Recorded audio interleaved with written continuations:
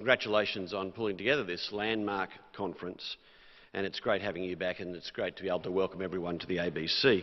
I'd like to acknowledge at the outset the Gadigal people, the traditional custodians of the land in which this conference takes place, and to pay respect to elders both past and present of the Eora Nation.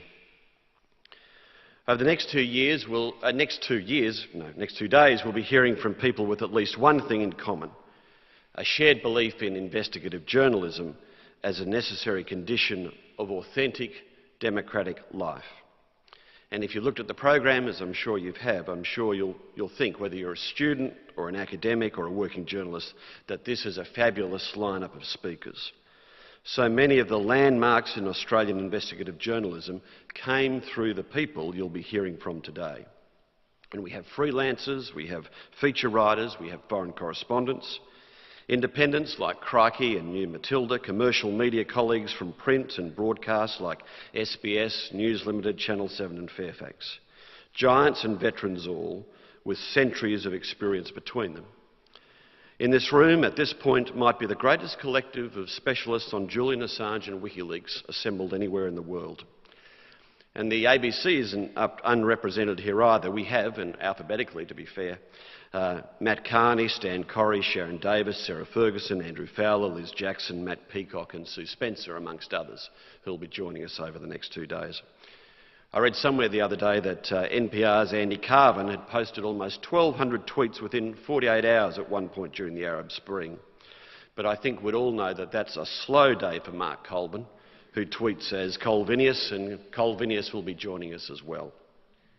And we'll hear from a range of academics, including some from Monash and Swinburne and the Australian Centre for Independent Journalism at UTS, our partner at many intellectual and cultural adventures in this precinct, and an institution with which the ABC shares interests that goes beyond our continual, systematic and remorseless recruitment of their best students. We're really delighted to be able to welcome Robert Rosenthal, the Executive Director of the Centre for Investigative Reporting in California, and I'll speak a little bit more about Robert in a moment. I hope you find that this conference strays beyond the standard script about journalism in our time. That stock narrative, often based on a reading of balance sheets drenched in red, is often not much more than a short, sharp education in despair. I would hope in these next 2 days we're going to be introduced to some new hopes and ideas about investigative journalism here, new models to replace the ones that are gasping. And we'll touch on broadcasters as well who, though less troubled by the drift of attention and revenue to online, are, as their print colleagues are, beset by the challenges of audience fragmentation. No one yet has come up with a formula that overcomes the incompatibility between this fragmentation and the existing traditional advertising-based funding model.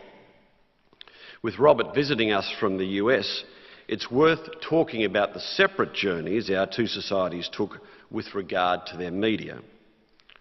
Australia took something from both the British public and the American commercial model and mixed them up to come up with something that we believed might give us the best of both worlds.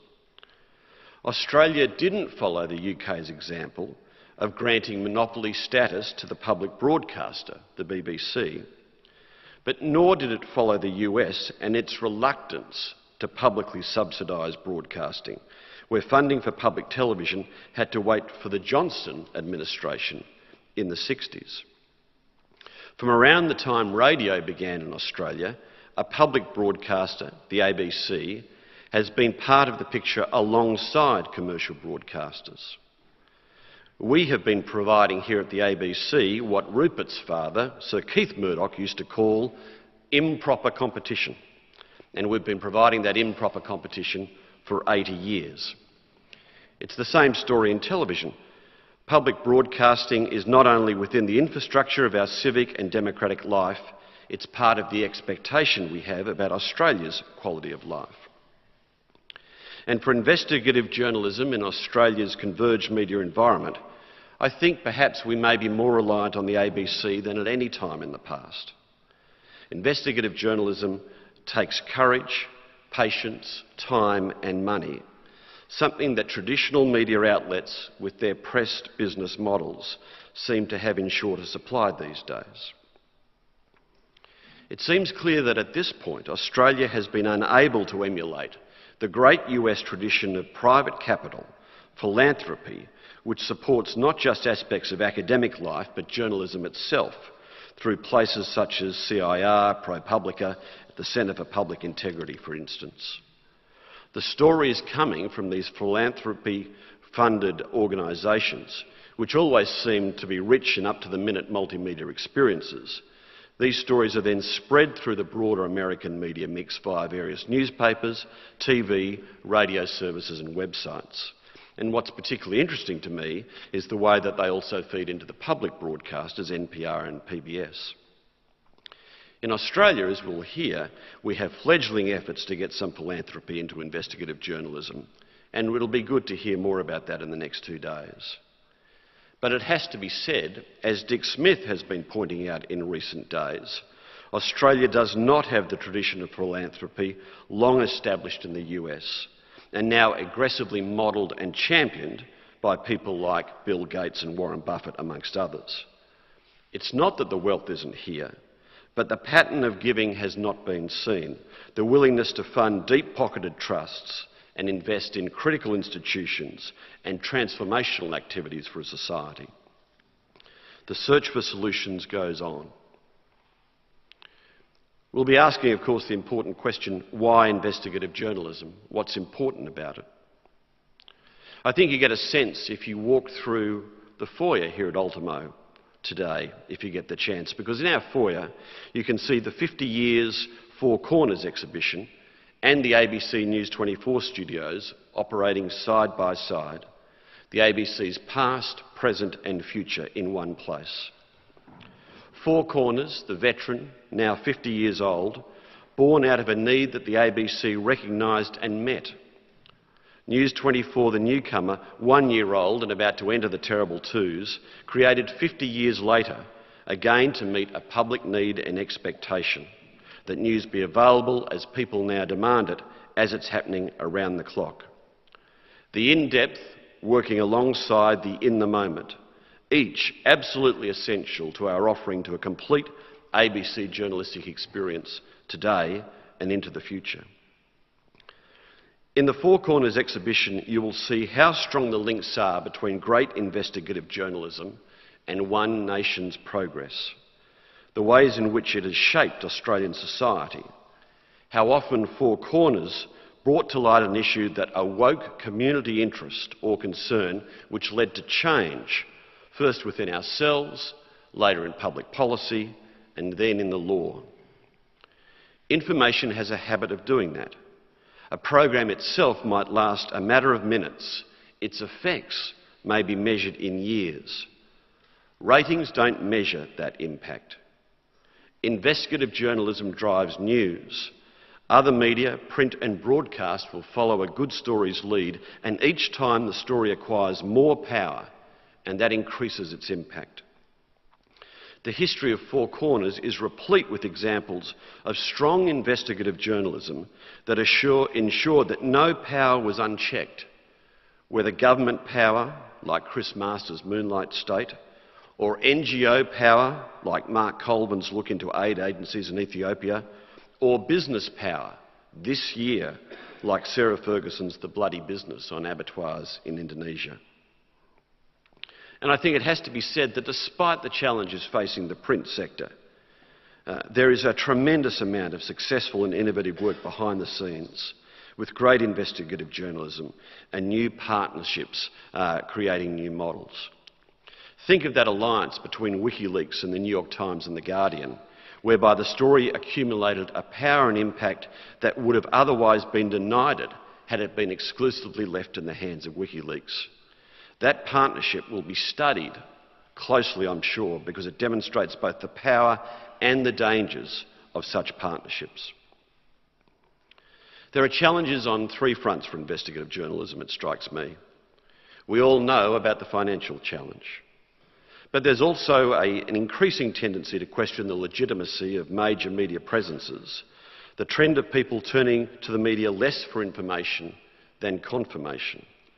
What The Economist calls the foxification of news is impoverishing our public discourse, drenching it, as Waleed Ali recently noted, in left and right terms that are the hallmark of a political conversation that is obsessed with teams and uninterested in ideas.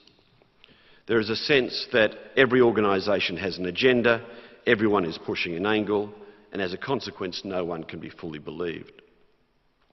I observe this from time to time in my own Twitter replies, which are very much like in tennis. And it's not a particularly interesting match, by the way. It's no Djokovic versus Nadal. There are two sides, two loud voices. There's one side saying that the ABC is nothing more than a branch of News Limited, Rupert Murdoch's mouthpiece, which is often followed by the precisely opposite view, that we're the embodiment of all that is wrong with the progressive liberal media. It's moments like this that I fantasise about responding with a quote from an editorial in The Australian. As they said this week, in the midst of their busy Festival of Robert Mann coverage, the reality is that claims of bias are often simply crude attempts to intimidate journalists and editors. Finally, and I think importantly, there's the intellectual challenges to journalism and its values as we know them. Whether it's Jay Rosen's suggestion that we should replace an unattainable ideal of impartiality with transparency, or his suggestion that a culture of insiders diminishes rather than adds to what we learn from a story. What we do know is that investigative journalism remains the hope of the side in which everyone hopes they might be working on the next Watergate. So many of our best journalists aspire to it. Investigative journalism offers us a world, as Christopher Hitchens said in relation to Orwell, in which the word journalist is most likely to lose its association with the trivial and the evanescent. The work of investigative journalism lasts. And now to Robert Rosenthal. As we've heard, Robert Rosenthal worked at the New York Times for nearly 4 years, famously as an editorial assistant with the 1971 release of the Pentagon Papers, which, it's worth noting, were only officially declassified and released this June, almost 40 years later. He spent 6 years at the Boston Globe and at the Philadelphia Inquirer. He began as a reporter and rose to executive editor. And he became managing editor of the San Francisco Chronicle in late 2002 and joined the Centre for Investigative Reporting as executive director in 2008. As a reporter, Robert has won countless awards. He was a Pulitzer Prize finalist in international reporting and 4 times a Pulitzer Prize judge. He's been an adjunct professor at Columbia University Graduate School of Journalism and at the UC Berkeley's Graduate School of Journalism. He knows plenty about journalism's past and even more about journalism's future. I hope you feel at home here, Robert. The CIR is the oldest non-profit investigative news organisation in the States. And when you think about it, the ABC is the oldest non-profit investigative news organisation in Australia. Ladies and gentlemen, will you welcome Robert Rosenthal.